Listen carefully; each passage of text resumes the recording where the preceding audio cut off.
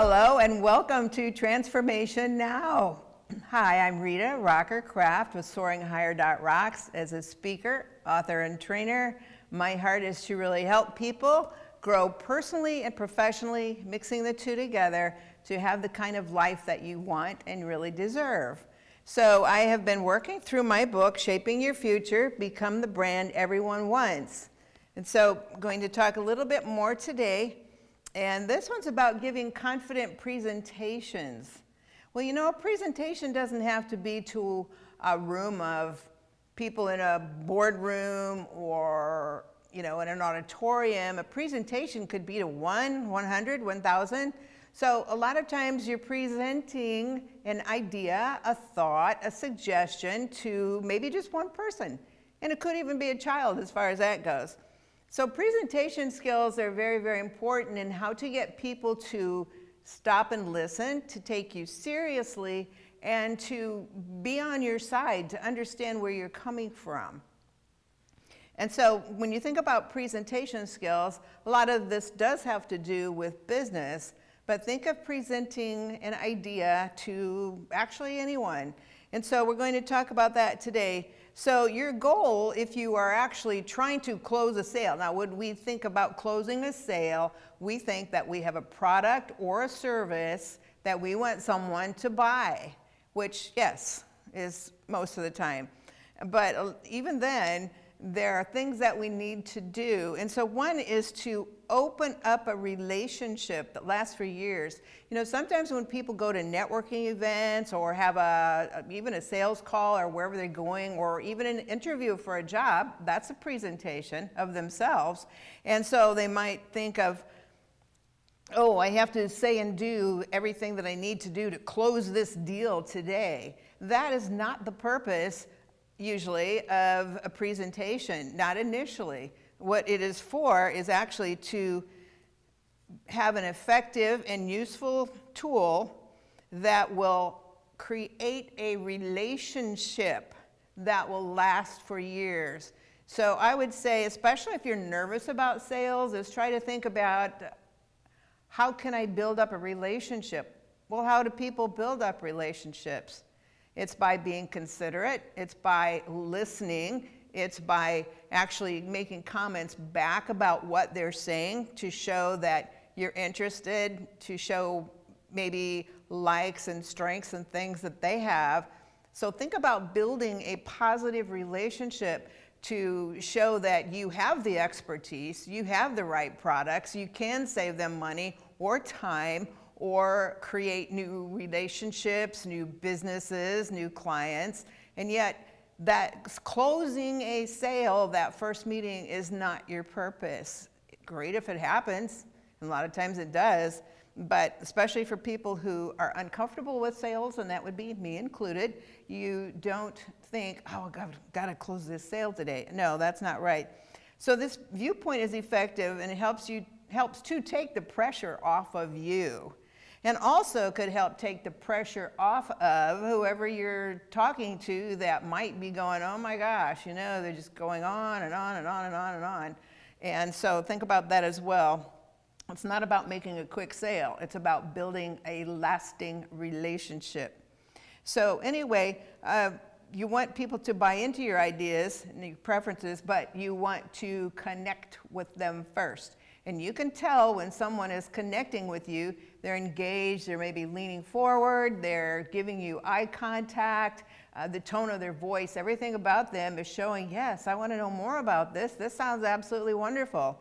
You know, sometimes if you know something about the person and maybe they like to do coaching on the side, or they're very interested in music and you're good in music or something like that, depending on how they're responding to you. Sometimes when you're talking about something they love to do, that also can help open up the relationship even more. If you were in someone's office and you were talking to them about a product and you noticed some pictures in their office, maybe family or something like that, and you see, oh, you know, I went to the same school, or whatever the case may be, a lot of times that can be very helpful too, to build up a relationship that you care about them beyond them buying your product or your service.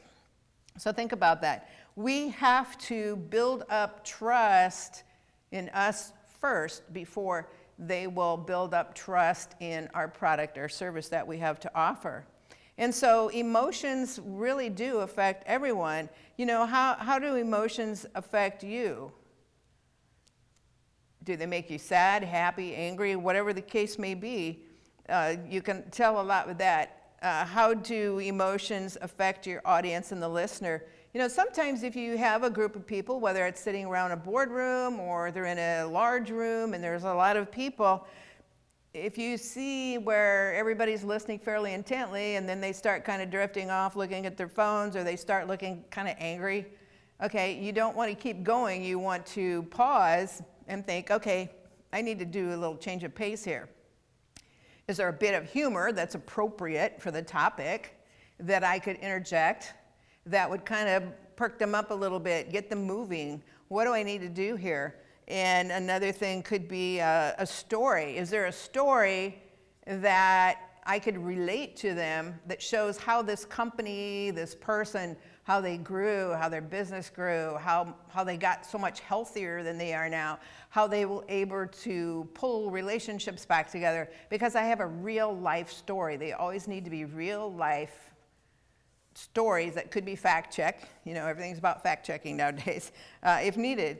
And so maybe I need a stronger physical stance to show that I'm very strong in my beliefs and not a pushover.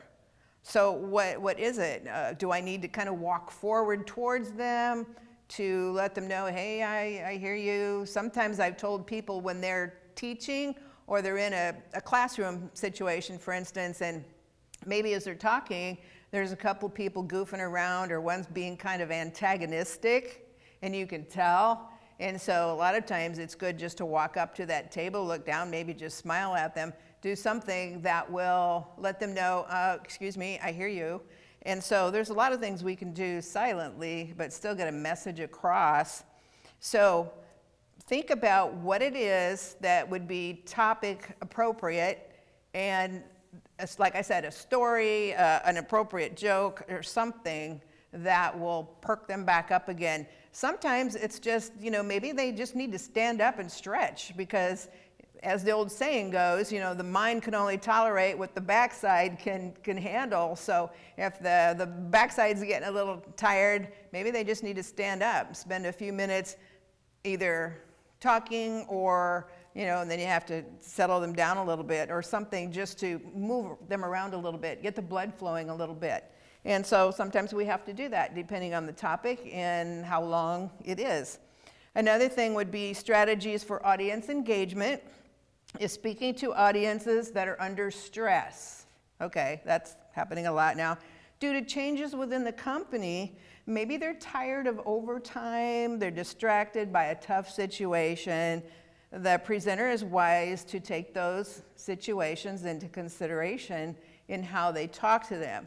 You know, if they're already tired and distracted and someone comes down on them about we're not getting the work done, this and that, negative things, that puts a more negative touch to the situation at hand and to the employees. So we always have to remember, employees or family, whoever it is, have feelings, and they will make a lot of judgments by what is being done that's causing them to feel a certain way. So always think about that.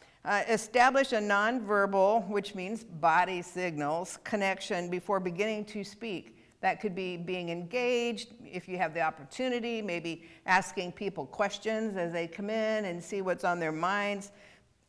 Try to be as positive as you can for the topic, but if possible, try to connect with some people before they come in. Maybe in the hall, or, you know, if you're at work and you know it's going to be people from the office or the industrial area, whatever, go around and talk to some people, get some feedback, get some ideas before you even start your presentation. If it's kids at home, ask questions, find out what's going on. Sometimes when somebody's acting up, it's because they're being bullied or something else is happening. So always consider what's going on in here in the other person. Begin with the most important point first once you have their attention. So that could be a question. And, even if you tried to go, well, how many of you are really tired from the extra hours and would absolutely love to have a Friday afternoon off? Okay, well, that'd be a good question for people to go, oh, yeah, what do you want to tell me? I'm ready to hear it. Or you could, again, a joke or an anecdote, something like that, if it's appropriate, and it would kind of perk people up. So start with the most important point first. If you're trying to raise money for something, have any of you ever had to go hungry for a day or a week or been out on the street? Ask a question that'll make them go, oh, whoa, no, I haven't, or yes, I have. And so start off with some sort of a question or an opening that will grab their attention about the topic at hand. Bring your presentation full circle, so when you're finished, repeat the most powerful defining statement at the close. Now, I heard something, or I read something, and it was about somebody who is doing some copywriting for a dental group. And so their closing line in their little ad was, "Leave your pain with us." And I thought, wow, I really like that. What more could you say? If you go to this dentist because you have a lot of pain in your teeth, your jaw, your gums, whatever it is, when you leave, you're leaving your pain with us. And I thought, man, that's really good. And so there again, that's a good way to help close a conversation, a presentation. So they go out of there going, okay, yeah, this works. Make it easy to remember, like leave your pain with us. And then connect an emotion to anything that will help individuals wrap their heads around it. Again, the emotion could be you're trying to raise money maybe as a benefit for children that don't have anything. They have nothing. And so what you're trying to do is get people to buy little packages, like I do Samaritan's Purse, where you buy a lot of little things, put them in their big shoe boxes, and send them off to kids who have literally nothing. And so if you could talk to them about seeing a picture of this little girl hugging a doll, or this little boy who, maybe has a pet dog or whatever the case may be, or they're happy because they finally have some activities, little activities that they can do. You're connecting emotions, you're connecting hearts, and helping them to wrap their mind around how important this really is. That they have something to eat, or they have something to play with, they have something to hold that's theirs. So think of ideas like that. Always a benefit, even if it's a benefit in the industrial world or the corporate world or whatever, a benefit that's going to make lives better. People get finished with their jobs sooner, whatever the case may be. So always use your body signals to connect with your audience. Whether you're open, you're inviting them in, you want them to talk with you. If you maybe close off and turn away, that's going to tell the people who are listening, well, gee, I don't want to listen to that person. It's obvious they don't want to be here, they don't like me, or whatever the case may be. So always, always, always watch body signals. That's critical. So then you also want to read your audience. When I'm speaking to a group of people, I read my audience constantly. I want to know, are they engaged? Are they listening to me? Would they be looking around? And I've had very good outcomes with this, because I don't have people that are like spacing off, looking around, thinking on their phone, with things like that. But a good thing to do is to practice and create a 2 to 3 minute presentation. Okay, you can do this before talking to kids, before talking to a boss, before talking to a sports group, athletes, whatever the case may be. But create a 2 to 3 minute presentation and then work on it. Maybe give it in front of someone you trust. Said, hey, this part's great, but you might want to change this a little bit because of the kind of people that are listening to your program. So think about that. And then in classes, I'd also say, okay, 2 minute presentation, act out the different signals that a speaker can relate to. And so one is being unreceptive or dismissing. Okay, so you can actually have two people or someone work with you and think, well, as you're listening to me, what would you do if like you were unreceptive or dismissive, something like that. Think about nonverbal signals again. Maybe a guy that's been traveling all day, working hard, and he's getting ready to fall asleep, and so you sit up and you do one of these with your arms on the chair and you steeple. So you're taking up more presence, taking up more space, and people will start listening to you because you're not sinking in your chair, you're taking up more space, and it shows you have more credibility.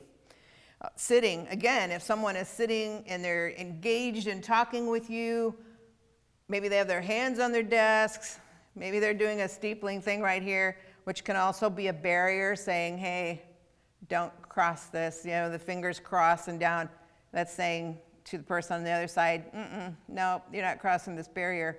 It's nonverbal. So think about that. That will also help. And then if they're sitting down, if they're leaning back like this and okay, can you tell by the conversation that they're actually listening to you during your presentation? Or are they just going, I wonder what I'm having for dinner tonight?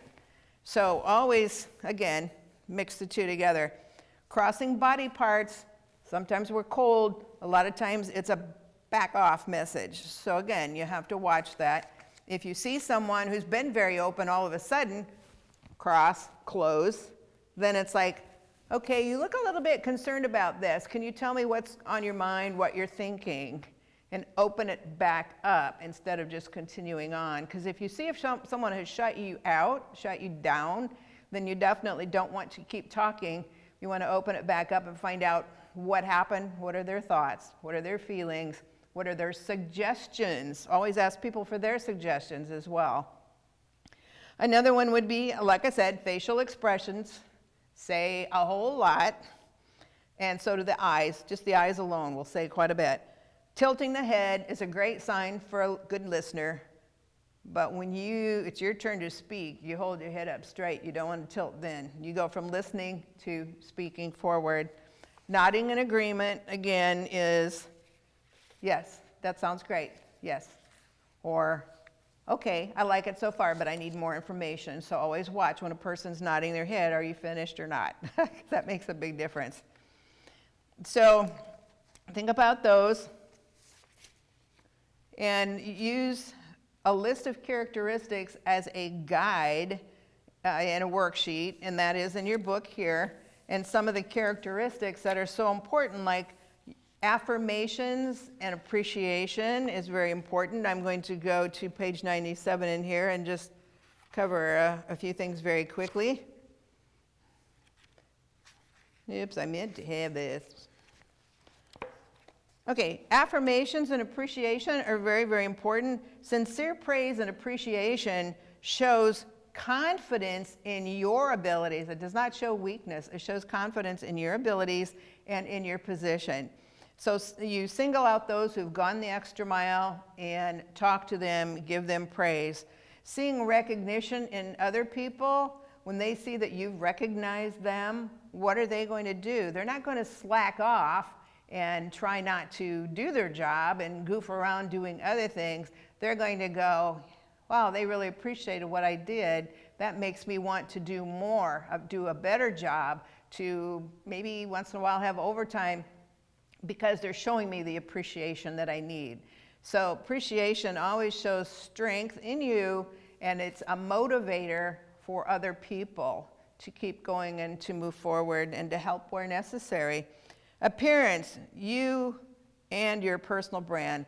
Clothing should help move us up in business and relationships, not hold us back. So you always want to think about that. Appearance can work for us by projecting a professional image, or work against us if we look maybe a little unkempt and sloppy and the hair's not combed. And I've seen people in the business world doing that too. So always think about that. You want to be acknowledged as the polished professional and not remembered for what you wore, whether it's too casual or, especially for women, showing too much, because that can hurt a lot of women's jobs. It really has, and it will. And they do that even in the courtrooms. And I've heard lots of comments about not a good thing, because then the person is not taken seriously like they want to be and like they should be. Attitude, again, negative or fearful thoughts keep us stuck. So a constant negative attitude, which we're not going to do anymore, we're going to go forward and flip those thoughts And like I said in previous program, brain jujitsu, okay? When you get a negative thought in your head, something that's self-defeating, that's hurtful, you flip it, think of brain jujitsu, you flip it to the opposite thought, which is something positive, and it's forceful and it's good. And so that's what you want to do, is have the kind of attitude that is strong, that is powerful, and it's like, no, we're done here. You can't affect me anymore by some of the mean negative things that you say. That could be at work, that could be at home, that could be on a sports team, whatever the case may be. All right, so always think about that. Collaboration provides powerful synergy. You think of a rope and all the little strings on a rope, but when they're all tied together, that synergy, it's so much stronger. So when we collaborate with other people who are on the same track as we are, we build up so much synergy. A team that is strong. You see that in the military, teams that are strong because they're working together. My son is in a very, very dangerous job, and I said, can you like go to something else within the law, I won't talk about what it is, that are safer? And he said, I'm not leaving my guys.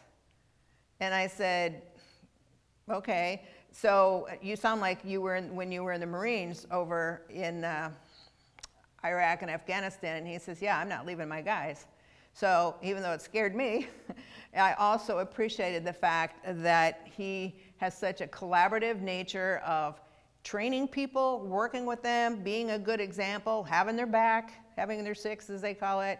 And so when we do that, we're so much stronger as a team. So I always want to work with people in the team. A commitment to excellence in everything that you do.